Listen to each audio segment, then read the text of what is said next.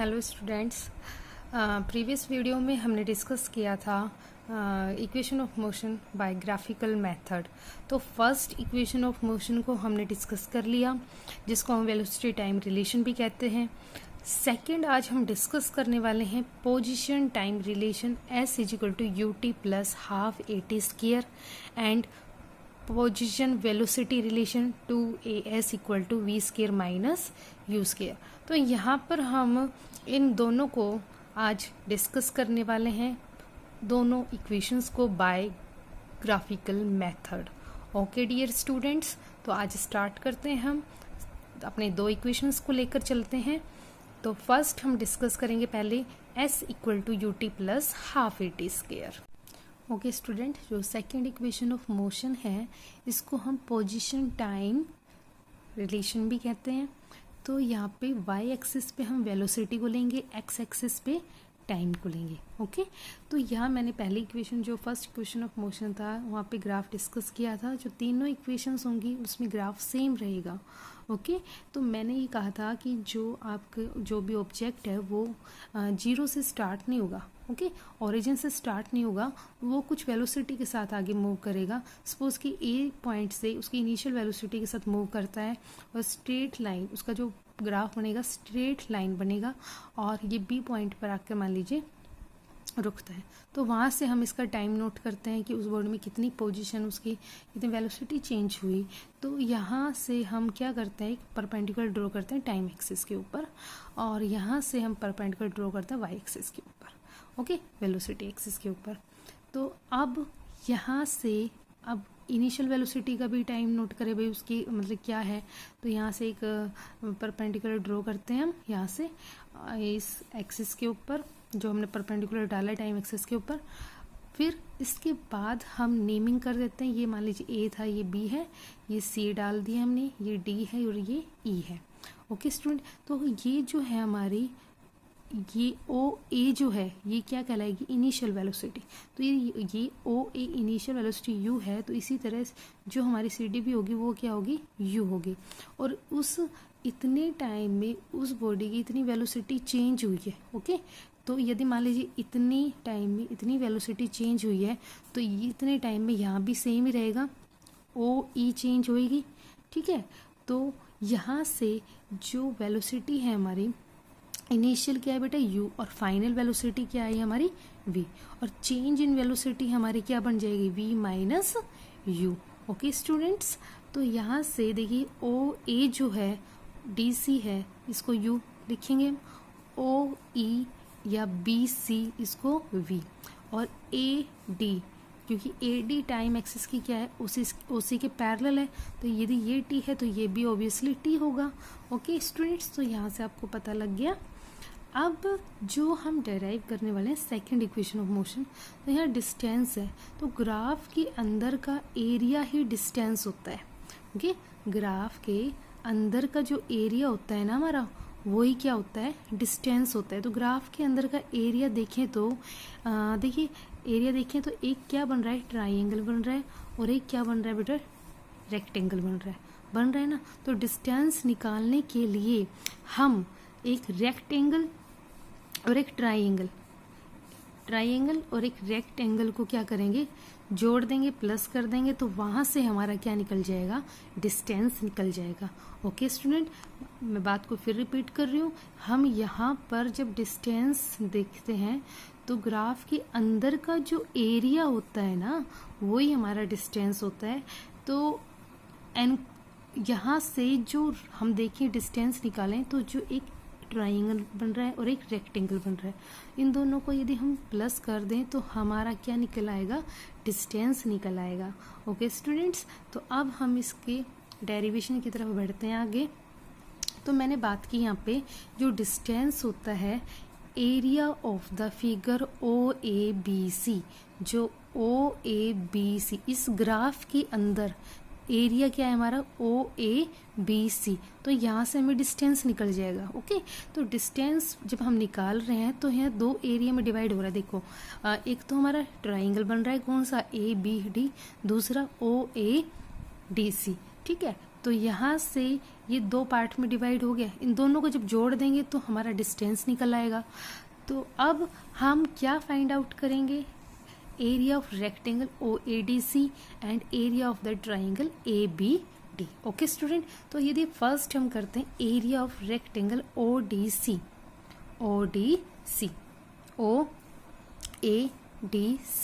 तो देखिए यहाँ पर एरिया ऑफ रेक्टेंगल जो होता है हमारा, उसका फॉर्मूला क्या होता है, लेंथ एरिया ऑफ जो हमारा रेक्टेंगल होता है उसका क्या होता है, लेंथ इनटू क्या होती है, ब्रेथ होती है बेटा। तो मान लीजिए लेंथ हमारी क्या है, ये ले लीजिए OA, और ब्रेथ क्या है हमारी OC। तो OA क्रॉस में OC लिख दिया मैंने, ठीक है। तो अब आपको पता है OA क्या है बेटा हमारी U, देखिए मैंने यहाँ पे नोट किया करवाया ना आपको कि OA क्या है हमारी U, और फिर OC कितना है T। तो ये क्या बन गया UT।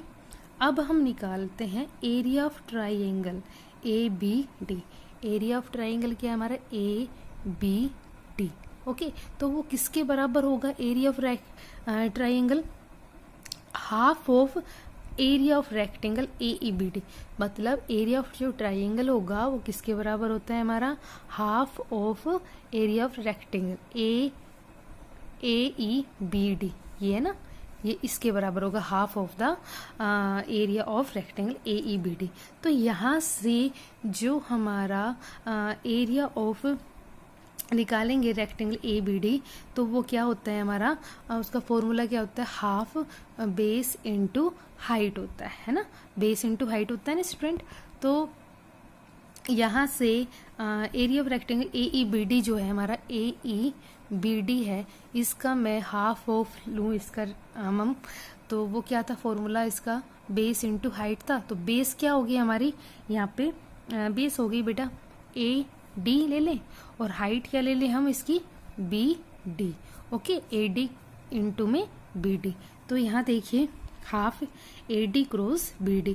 अब आप जानते हैं जो AD है वो क्या होता है हमारा AD, इस टाइम एक्सिस के पैरेलल है। तो यदि ये T है तो ये भी क्या होगा हमारा T होगा। तो यहाँ पे जो हमारा AD क्या हो गया T के बराबर, और BD हमने जो फर्स्ट इक्वेशन ऑफ मोशन निकाली थी वहां से वो किसके बराबर आई थी, AT। ठीक है, फर्स्ट यूज कर रहे हैं यहाँ पे। तो अब देखिए हाफ AD कितना हो गया T, और BD कितना हो गया AT, हाफ AT स्क्वायर हो गया बेटा, T स्क्वायर। तो अब इसको हम और इसको, इन दोनों को जोड़ दें तो हमें क्या मिलेगा, डिस्टेंस मिलेगा। तो एरिया ऑफ रेक्टेंगल OADC कितना निकला हमारा UT, यहाँ UT रख देंगे, और एरिया ऑफ ट्राइंगल ABD कितना निकला हमारा हाफ AT स्क्वायर। तो यहाँ जब पुट करेंगे तो हमारा S equal to UT plus half AT square निकल आएगा। तो this is the second equation of motion by graphical method. Graphical method का यूज करके हमने सेकंड इक्वेशन ऑफ मोशन को डेराइव कर दिया है। ओके डियर स्टूडेंट्स, आपको समझ में आ गया कि हमने यहाँ क्या निकालना है, इस इक्वेशन से डिस्टेंस निकालना है। तो ग्राफ के अंदर जो हमारा एरिया होगा वही डिस्टेंस होता है। ओके, तो यहाँ पे जो एरिया है हमारे दो एरिया हैं, first and second. Okay students, तो अब इन दोनों को जो हम जोड़ दें तो हमारा पूरा क्या निकल जाएगा, डिस्टेंस निकल जाएगा। ये था हमारा second equation of motion by graphical method. अब जो लास्ट हमारी बची है वो है third equation of motion by graphical method. Okay student, तो जो थर्ड है हमारा V square equal to U square plus 2AS by graphical method. तो इसको हम पोजीशन वेलोसिटी रिलेशन भी कहते हैं, है ना। तो यहाँ पे वही सेम ग्राफ चलेगा। ओके, तो अब यहाँ से हम क्या निकालेंगे, डिस्टेंस निकालेंगे। तो यहाँ पे ना उसमें तो क्या लिया था हमने सेकंड इक्वेशन में, उसके एरिया को डिवाइड कर दिया, दोनों को जोड़ दिया, और फिर हमारा क्या निकल आया, डिस्टेंस निकला है। हम यहाँ पे डायरेक्ट कर लेंगे। जो देखिए ये है हमारा, ये जो एरिया है जो मैं डार्क कर रही हूँ इसको,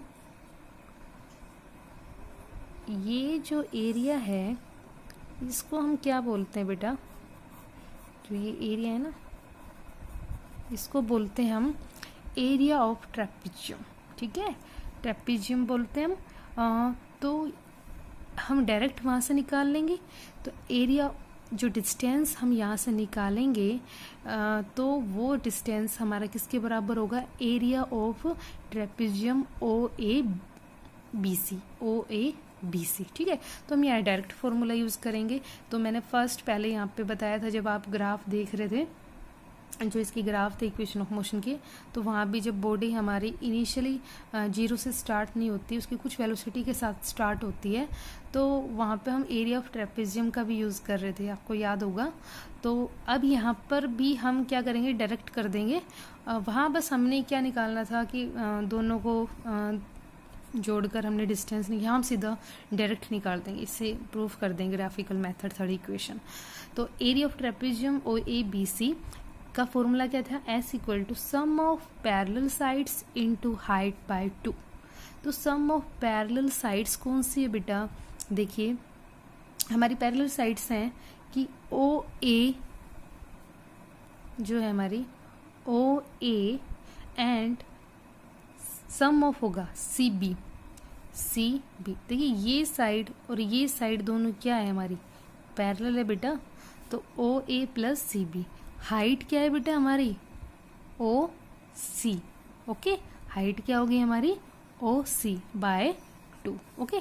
तो यहाँ देखिए ओ ए प्लस सी बी जो है, ओ ए हमारा क्या है यू, और बी सी या सी बी हमारा क्या है वी, है ना। तो यू प्लस वी, ओके। ओ सी कितना है हमारा, ये टाइम है टी।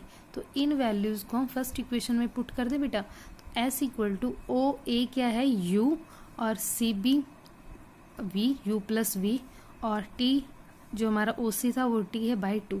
तो हमारी सेकंड इक्वेशन, तो यहाँ से हमें ना टी को एलिमिनेट कर देंगे इक्वेशन सेकंड से। और सेकंड इक्वेशन से कैसे एलिमिनेट करेंगे, by using first equation of motion, okay. तो v is equal to U plus A T, तो v minus U equal to A T. तो यहाँ से t is equal to V minus U by A rearrange कर देंगे आप। तो यहाँ से इस वैल्यू को हम इस सेकंड इक्वेशन में पुट कर देंगे, वहां से t एलिमिनेट हो जाएगा, है ना। तो s equal to U plus V, देखिए इस इक्वेशन की बात कर रही हूँ मैं, u plus V cross t की वैल्यू यहाँ से v minus U bye 2a। अब एक चीज देखिए आप, u plus V cross v minus U को हम ऐसे लिख सकते हैं v प्लस यू या v माइनस यू, इन दोनों को करते हैं हम multiply, a minus B, a plus B, तो क्या होता है a square minus B square. तो इसी तरह v square minus U square, तो यहाँ से आ गया v square minus U square, और जो 2a है हमारा इधर चला जाएगा 2as। तो यहाँ से इसको रीअरेंज कीजिए, v square equal to U square plus में 2as। तो this is a third equation of motion. तो यहाँ से हम ग्राफिकल मेथड से थर्ड इक्वेशन ऑफ मोशन को डेराइव कर दिया। ओके डियर स्टूडेंट, तो अब आपने जो तीनों इक्वेशंस को ग्राफिकल मेथड से जब आप डेराइव करोगे तो ग्राफ इनमें तीनों में सेम रहेगा। ओके स्टूडेंट्स, तो यहाँ से आपको समझ में आ गया कि यहाँ पे बस थर्ड इक्वेशन ऑफ मोशन में डायरेक्ट एरिया, जब डिस्टेंस निकाला तो यहाँ पे एरिया ऑफ ट्रेपेजियम का यूज करके, फॉर्मूला यूज करके सीधी आप वैल्यूज का पुट कर दीजिए, आप वहाँ से टी को एलिमिनेट कर दीजिए, फिर हमें थर्ड इक्वेशन ऑफ मोशन मिल जाएगा। ओके डियर स्टूडेंट्स, तो यहाँ पे हमारा जो equation of motion by graphical method है, ये टॉपिक पूरा कवर हो जाता है। नेक्स्ट हम टॉपिक डिस्कस करेंगे, उसका नाम है हमारा यूनिफॉर्म सर्कुलर मोशन। ये हमारा लास्ट टॉपिक होगा इस चैप्टर 8 का। ओके।